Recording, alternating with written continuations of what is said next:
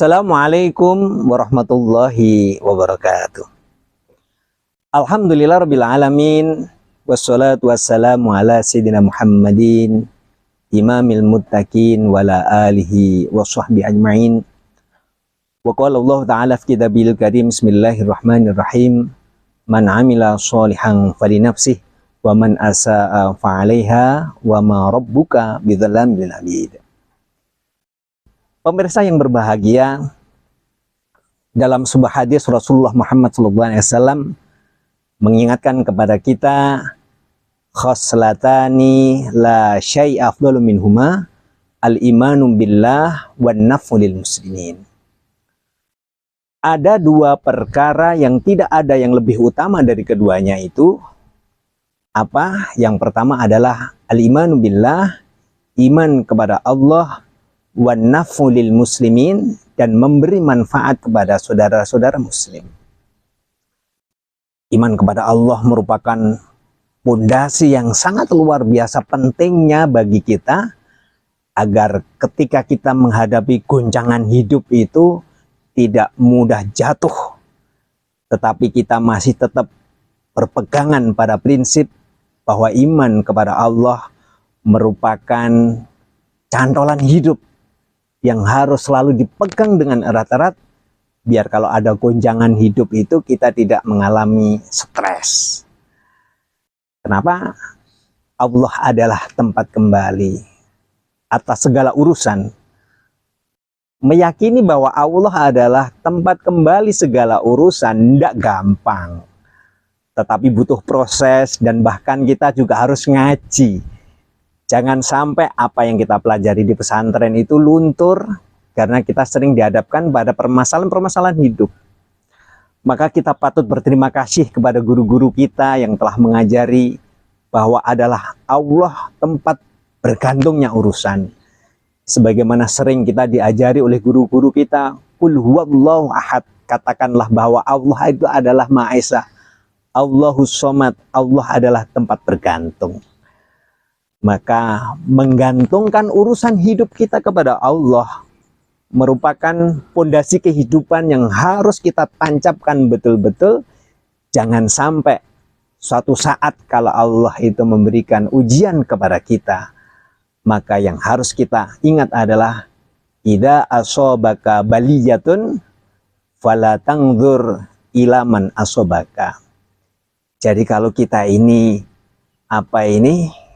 melihat bahwa kita mendapatkan ujian dari Allah, maka jangan engkau lihat ujian ini dari siapa, tetapi yang harus kita lihat bahwa semuanya adalah dari Allah Subhanahu wa Ta'ala. Maka meyakini bahwa Allah adalah tempat kembali dan tempat bergantung segala urusan. Kalau kita ibadah, mari kita niatkan bahwa Allah adalah tempat yang kita tuju. Jangan sampai kita ini beribadah atau melakukan amal-amal kebaikan, ternyata ada orang lain yang ingin kita tuju. Siapa? Calon mertua misalnya. Tidak. Amalan yang kita persembahkan karena hanya Allah yang kita tuju, maka itu akan menghadirkan banyak ketenangan. Yang kedua, naf'ul muslimin, memberi manfaat kepada sesama muslim. Khairun nas anfa'hum linnas, sebaik-baik manusia adalah mereka yang bisa memberikan manfaat bagi manusia yang lainnya. Disampaikan di dalam sebuah keterangan bahwa memberi manfaat kepada orang lain itu diantaranya ada kalanya dengan menggunakan nasihat. Saudara-saudara kita yang sedang mendapatkan musibah, mari kita nasihati, kita ajak ngobrol. Mudah-mudahan walaupun hanya sekedar omongan secara lisan, itu mampu mengurai kepenatan problem hidupnya, sehingga kehadiran kita itu menjadi bermakna bagi teman kita.